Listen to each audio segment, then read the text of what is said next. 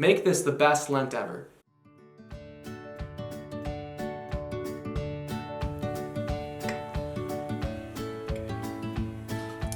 We're in... No. Stupid. Here, let's try it one more time. Jesus will rise.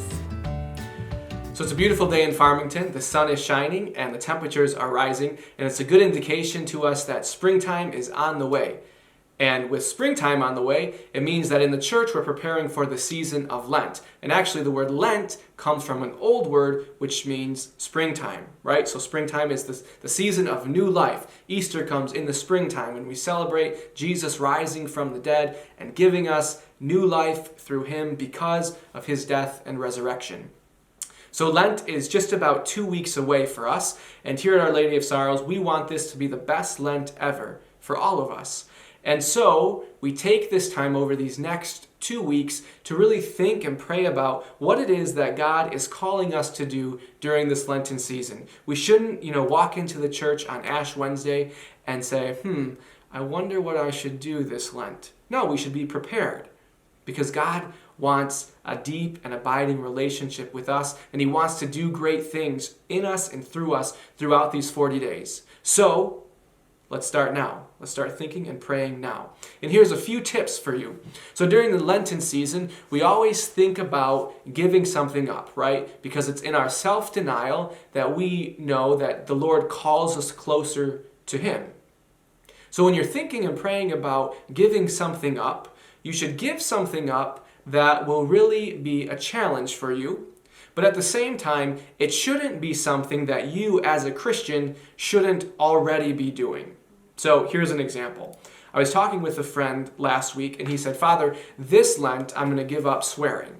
And so giving up swearing would be a good thing, but you should be working on that every day of the year, not just during the Lenten season. Because remember, our words and actions should always be representation of Christ. We should always bring Christ in everything that we do. When people meet us, they should have a true encounter with Christ. So swearing, probably not the best thing to give up because you shouldn't be doing it anyways. Think of something else and start working today on the swearing.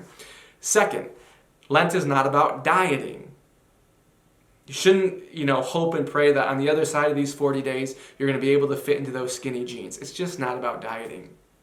Third, make sure that your penance for you is doable.